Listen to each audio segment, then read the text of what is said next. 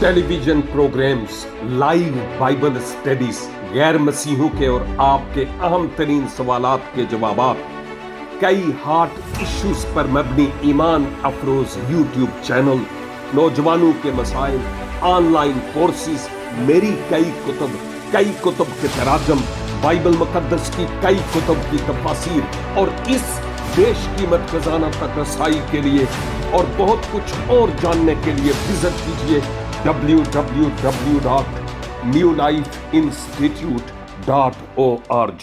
खुदावन यीशु मसीह के पाक मुकद्दस जलाली और खूबसूरत तरीन नाम में आज शब मेरे अजीज भाइयों और बहनों और हम खिदमत साथियों, आपकी खिदमत में आदाब बजा लाते हुए अपने लिए ये बात बायसे फख्र समझता हूं, आजाज समझता हूं, शर्फ के तौर पर समझता हूं कि खुदावन ने एक बार फिर अपने प्लान और मंसूबा के मुताबिक मुझे ये मौका दिया कि मैं आपके साथ मिलकर इन की जाने वाली दुआओं के वसीला से और परस्तश के वसीला से बरकत पाने वाला हो सकूं और फिर खुदावंद के इस जिंदगी बख्श बेशकीमत कलाम के वसीला से जो आज मैं आप सब के साथ मिलकर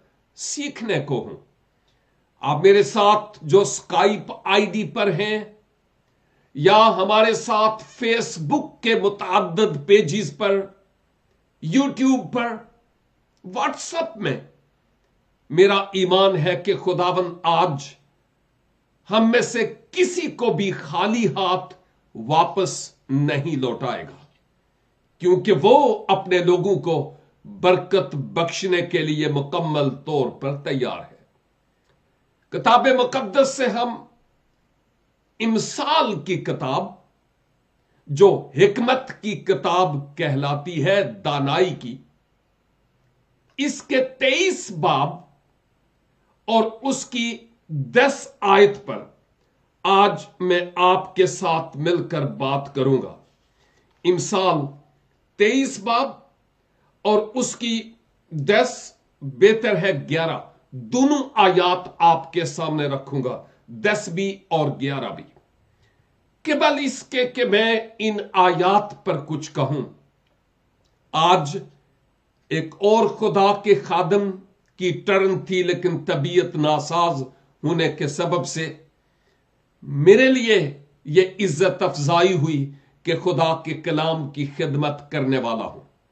याद कीजिए कि इमसाल की किताब प्रोवर्ब्स या ज़रबुल इमसाल की किताब है और इसका इंसानी मुसन्नफ सुलेमान बिन दाऊद है।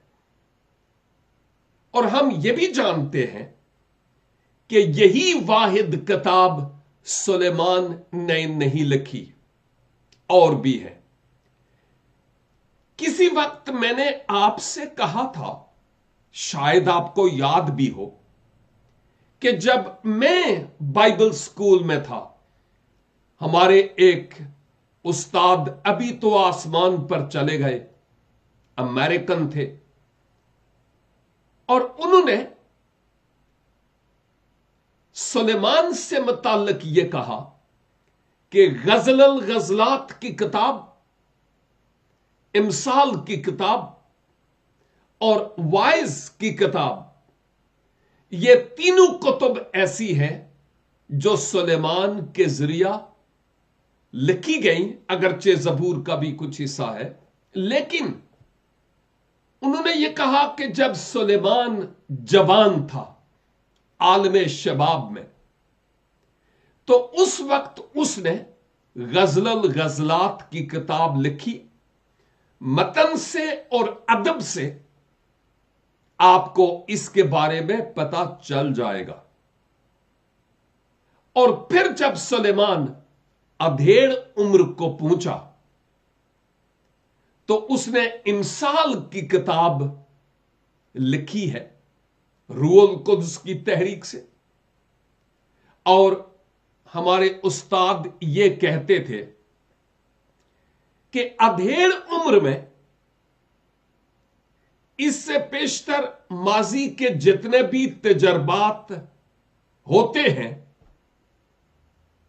ادھیڑ عمری میں کبھی تو کچھ انسان مزید کر سکتا ہے اور کبھی نہیں کر سکتا۔ اگر جسم ساتھ دے، قوت ہو، تو ہم مزید آگے بہت کچھ کام کر سکتے ہیں۔ لیکن ادھیڑ عمری میں انسان ماضی کے اپنے تمام تلخ و شیریں تجربات کو یاد کرتا ہے کہ میں نے کیا کھویا اور کیا پایا، اور ایک ایسے سٹیج پر ہوتا ہے کہ جب وہ دوسرے لوگوں کو مشورہ دے سکتا ہے کہ آپ کیا کریں اور کیا نہیں کریں۔ اور امثال کی کتاب ایک ایسا ہی ادب ہے جس میں ہم ان باتوں کو سیکھتے ہیں۔ اور پھر انہوں نے وائز کی کتاب کی جب بات کی تو کہا کہ عالم بزرگی میں سلیمان نے یہ وائز کی کتاب لکھی، جس میں وہ یہ کہتا ہے، اب سب کچھ سنایا گیا، حاصل کلام یہ ہے کہ تو خدا سے ڈر اور اس کے حکموں کو مان، کیونکہ انسان کا فرض کلی یہی ہے۔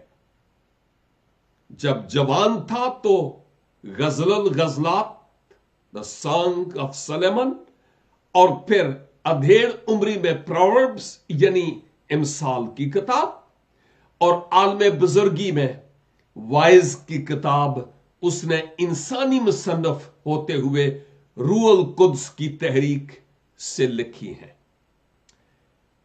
امثال کی کتاب کے تعلق سے ایک اور بات، ایک عالم نے یہ کہا کہ اگر کوئی شخص اپنے آپ کی بابت یہ کہے، او جی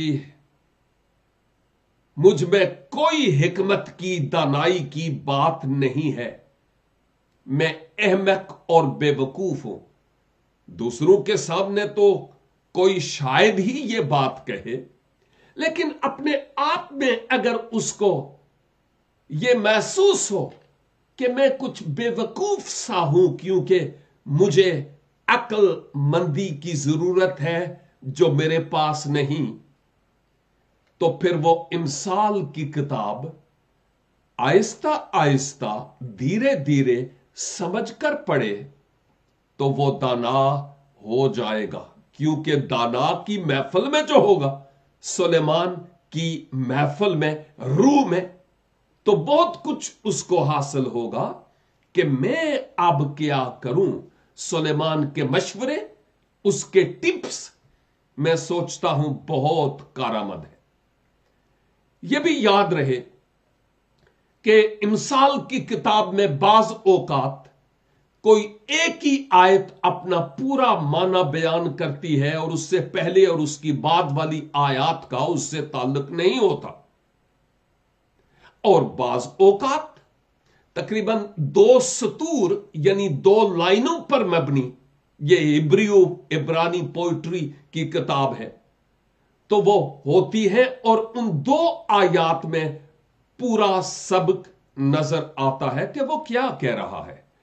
ان 2 آیات سے پہلے کی آیات کا اس سے ڈائریکٹ کوئی تعلق نہیں ہوتا، اور اس کے بعد کی آیات کا بھی ایک ہی دھاگا سا ہمیں نظر آتا ہے جس پر یہ آیات پروئی جاتی ہے، اور وہ دانائی اور حکمت کا دھاگا ہے جس پر ہم آج بات کریں گے، اس میں سے ایک پہلو پر، ایک زنجیر پر، ایک کڑی پر۔ ان آیات میں یعنی امثال 23 کی 10 اور 11 میں یوں لکھا ہے، قدیم حدود کو نہ سرکا اور یتیموں کے کھیتوں میں دخل نہ کر۔ قدیم حدود کو نہ سرکا اور یتیموں کے کھیتوں میں دخل نہ کر۔ 11 آیت، کیونکہ ان کا رہائی بخشنے والا زبردست ہے، وہ خود ہی تیرے خلاف ان کی وکالت کرے گا۔ یہ جو آیت 10 ہے، اس میں ہمیں کچھ کرنے کے لیے اور کچھ نہ کرنے کے لیے کہا گیا ہے، اور پھر آیت 11 میں اس کا ریزن بتایا گیا ہے کہ کیوں ایسا نہ کرو۔ آیت 10 میں ایک پوائنٹ دیا گیا ہے کہ تمہیں ایسا نہیں کرنا، اور آیت 11 میں ہمیں ریزن بتایا گیا، وجہ بتائی گئی کہ ایسا کیوں نہیں کرنا۔ یاد رہے کہ امثال کی کتاب کو جب تلاوت کیا جاتا ہے تو چونکہ یوں لگتا ہے کہ اگرچہ سلیمان کے مخاطبین یا قارئین بہت تھے، لیکن اگر ہم اپنی ذات کی بابت سوچیں کہ یہ کلام کسی اور کے لیے ہے یا نہیں، مجھے اس سے کوئی سروکار نہیں ہے، یہ کلام میرے لیے ہے، تو پھر بات بڑی خوبصورت بنتی ہے۔ میں جب سٹڈی کرتا ہوں تو میں دیکھتا ہوں کہ اس میں میرے لیے کیا ہے، اور پھر ایسی باتیں جو میرے لیے ہوتی ہیں میں ان کو نوش کرتا ہوں، اور پھر وقت آنے پر اپنے عزیزوں سے جیسے آپ میں شیئر کرتا ہوں تاکہ وہ باتیں ان کے لیے بھی برکت کا سبب ہوں، کیونکہ میرے لیے برکت کا سبب ہوئی ہیں۔ تو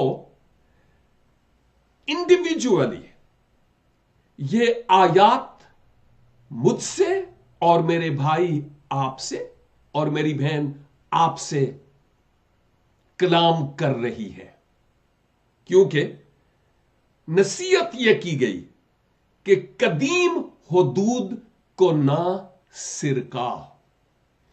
جب میں سٹڈی کر رہا تھا تو مجھے اپنا شاید 10-12 سال کی عمر کا وہ لڑکپن یاد آ رہا تھا۔ پہاڑوں میں پیدا ہوا، اور جب کبھی ہماری زمینوں کا جن کے ساتھ ہماری زمینیں کنیکٹ تھیں ان کے ساتھ کبھی کچھ انبن ہوتی، تو بجائے اس کے کہ ہمارے خاندان کوئی لڑائی ڈالتے، وہ پٹواری کو بلاتے تھے اور وہ ایک جریب لے کر آتا تھا، اور ایک نقشہ، بہت بڑی کتاب اس کے پاس ہوتی تھی، اس کے مطابق ماپ کر وہ جریب ڈالتا تھا، اور اس وقت بہت سارے لوگ وہاں جمع ہوتے۔ کیونکہ وہ یہ دیکھتے تھے کہیں میری زمین اس کے حصے میں یا اس کی زمین میرے حصے میں نہ آ جائے۔ اور جدھر جدھر وہ جریب ڈالتا تھا، یہ ایک لوہے کی ایک بڑی زنجیر سی ہوتی ہے جو مپی تو دی ہوتی ہے، مجھے اتنا اس کے بارے میں معلوم نہیں ہے، بہت پرانی بات ہو گئی ہے، اور بائبل مقدس میں جریب کا لفظ کئی جگہ پر آیا ہے، لیکن خیر جن جن جگہوں پر وہ جریب پڑتی تھی وہاں زمین کھود کر ایک کھڑا پتھر نصب کیا جاتا تھا۔ مجھے آج تک یاد ہے جو اس بات کی علامت ہوتی کہ یہ جو پتھر ہے یہ بتا رہا ہے کہ اس کے اس طرف والی زمین کس کی ہے اور اس طرف والی کس کی ہے، اور یوں کچھ فاصلے پر وہ یہ پتھر نصب کیا کرتے تھے، اور آپ میں سے کئیوں نے بھی ایسا ہوتا ہوا دیکھا ہوگا۔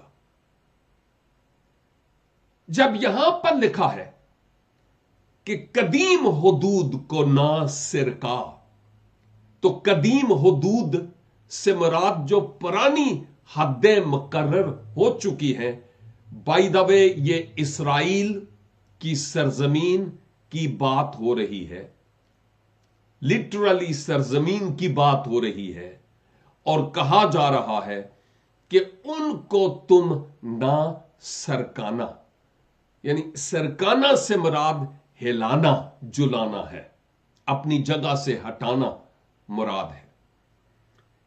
اس سے کچھ اور بھی ہمیں پتا چلتا ہے۔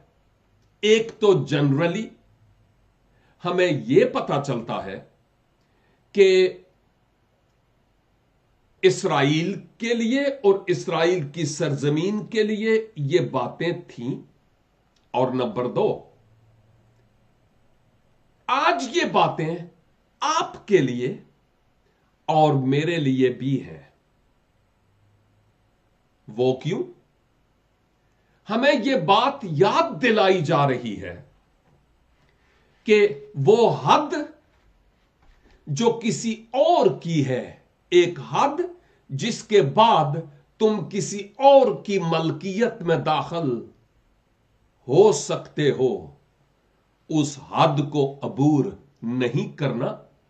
یوں تو کراس کر سکتے ہو، لیکن قابض ہونے کے لیے نہیں، اپنی بنانے کے لیے نہیں کہ یہ میری ملکیت ہے، ایسا نہیں کرنا، کیونکہ ہم اس کی بابت اور بھی مزید دیکھیں گے۔ لیکن ایک وجہ بتائی گئی ہے، یعنی دوسرا حصہ اس نصیحت کا، اور یتیموں کے کھیتوں میں دخل نہ کر۔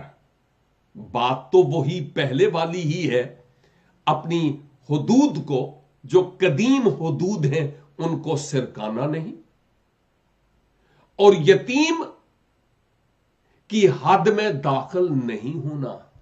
اس کا یہ مطلب نہیں کہ جو یتیم نہیں ہیں ان کی حد میں داخل ہو جاؤ، نہیں نہیں نہیں۔ آلریڈی بتایا گیا ہے کہ جو قدیم حدود ہیں نا، ان کو اسی طرح نسب رہنے دینا، تم ان کو وہاں سے ہٹانا نہیں۔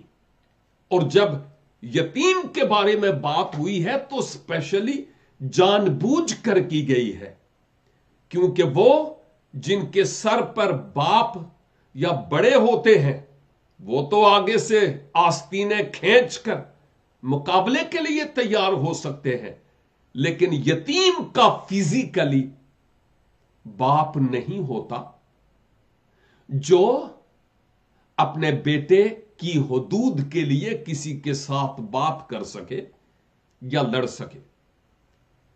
لیکن شکر ہو کہ عہد جدید میں خداوند فرماتے ہیں کہ میں تمہیں کبھی یتیم نہیں چھوڑوں گا اور تجھ سے کبھی دست بردار نہیں ہوں گا۔ ہم شکر ادا کرتے ہیں کہ فزیکلی ہمارے والدین نہ بھی ہوں تو آسمان والا ہمارا باپ ہے جو ہمیں سب کچھ دینے کے لیے تیار ہے۔ شاید آپ کو یاد ہو کہ میں نے اپنی زندگی کے بارے میں بتایا کہ جب میرے بزرگوں نے مجھے اپنی ملکیت سے فارغ کیا، ایک اخبار میں جو نیشنل جنگ اخبار تھی، بہت پرانی بات ہے، اور ساتھ ہی ساتھ ایک خط بھی مجھے لکھا اس ایڈ کے ساتھ کہ اب حقہ پانی بند، تمہارا اور ہمارا کوئی تعلق نہیں، ڈسکنیکٹ، رشتہ ٹوٹ گیا۔ اور جب یہ خط اور جب یہ ایڈورٹائزمنٹ مجھے ملی تو میں نے والد صاحب کو ایک خط لکھا۔ اس خط کا جو ٹیکسٹ تھا، متن تھا، مجھے آج تک یاد ہے کہ میں شکر گزار ہوں کہ آپ نے اتنے سال میرا انتظار کیا اور اس کے بعد جا کر آپ نے سٹیپ لیا ہے۔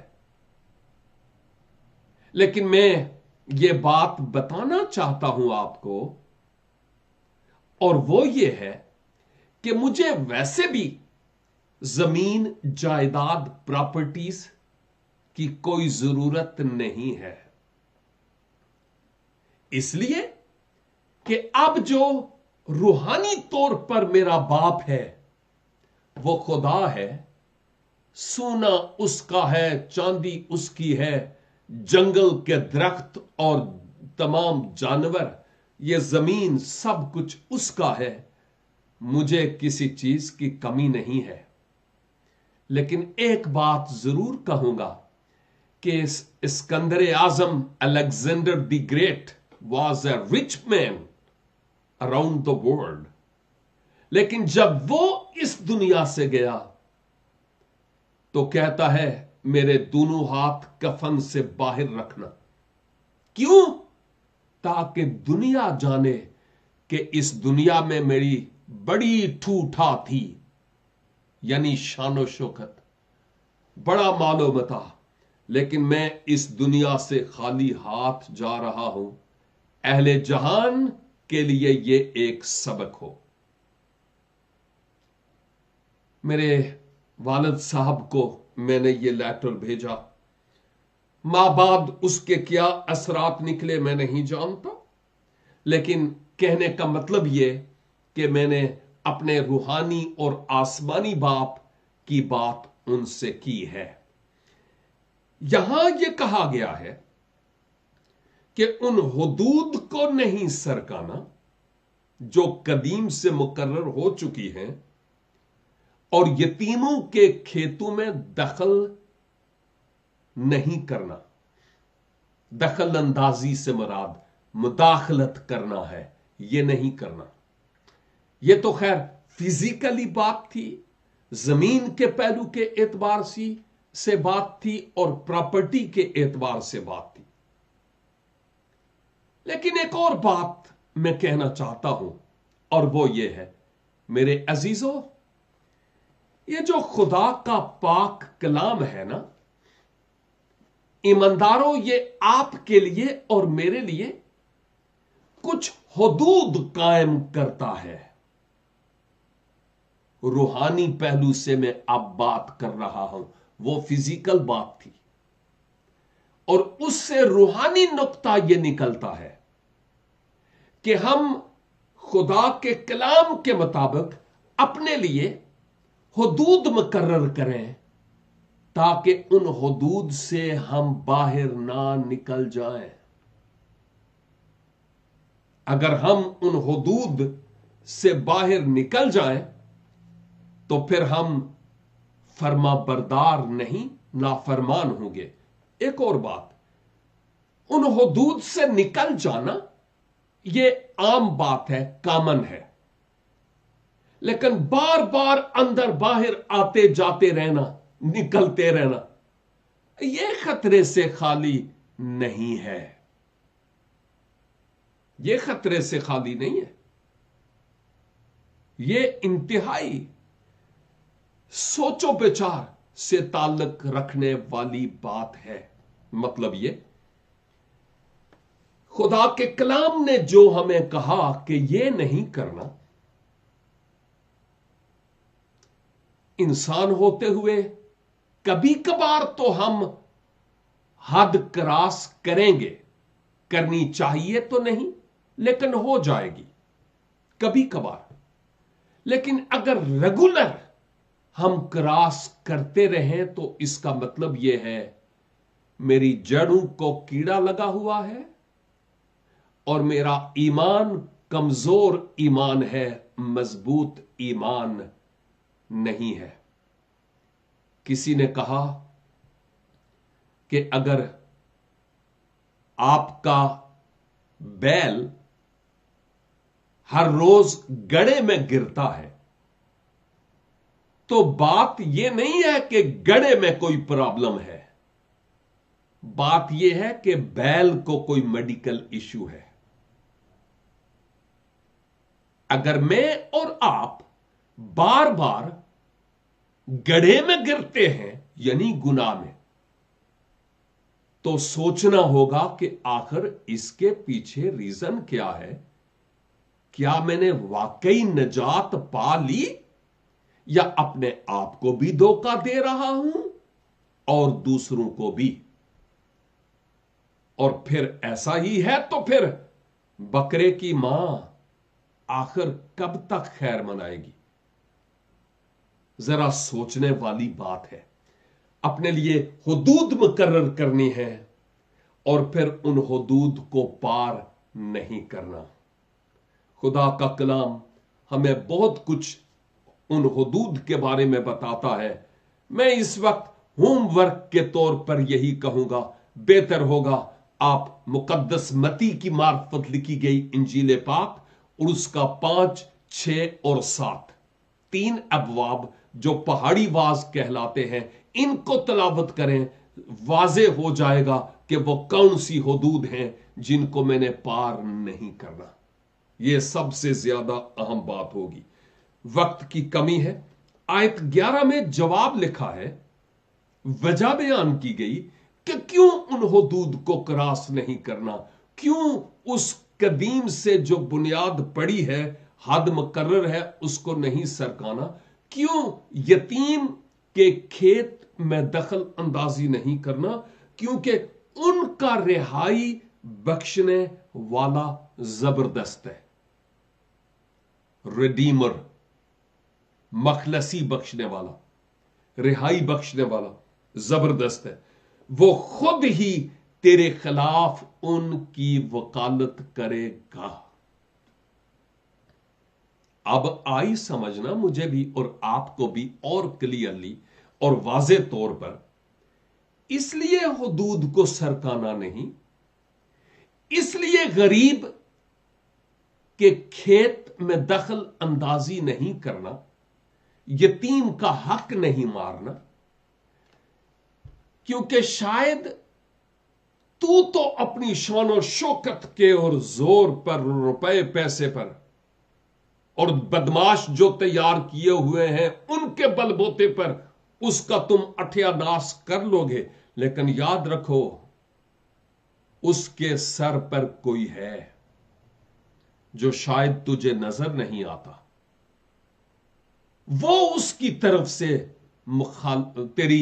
वो उसकी तरफ से उसकी वकालत करेगा और वो जबरदस्त है। और ये बात खुदावन हमारे खुदा यहोवा पाक खुदा से मुताल्लिक की गई है कि वो उसकी वकालत करने वाला है। जब हम इस रिहाई देने वाले या मखलसी देने वाले की बात करते हैं जो जबरदस्त है, मैंने बताया कि ये यहोवा खुदा से मुताल्लिक बात हो रही है। अहदे अतीक में उसने अपनी कुदरत से जबरदस्त काम किए हैं। वो रिहाई देने वाला और अपने लोगों को मखलसी देने वाला है। खरूज की किताब और उसका 6 बाब, खरूज 6 बाब और उसकी 6 आयत आपके सामने रखता हूं, जहां लिखा है, सो तू बनी इस्राएल से कह कि मैं खुदाबंद हूं और मैं तुमको मिस्रियों के बोझों के नीचे से निकाल लूंगा और मैं तुमको उनकी गुलामी से आजाद करूंगा और मैं अपना हाथ बढ़ाकर उनको बड़ी बड़ी सजाएं देकर तुमको रिहाई दूंगा। शायद फिरौन ने मिस्र को औलादे याकूब बनी इस्राइल ऐसे नजर आती थी जैसे इनका कोई खसम खोजा ही नहीं है। लेकिन खुदावंद खुदा खुद फरमाते हैं कि मेरे लोगों को यह कह दे कि मैं तुम्हें रिहाई दूंगा और इन मिस्रियों के जुओं से, इनके बोझों से तुम्हें आजाद करूंगा, बल्कि तुम्हारी तरफ से ऐसी वकालत करूंगा کہ میں ان کو اس کی سزا دوں گا۔ یہی بات امثال 23 کی 11 میں ہم نہیں پڑھتے؟ آف کورس ہم یہی بات وہاں پر پڑھتے ہیں۔ اور پھر اگر ہم تھوڑا آگے بڑھیں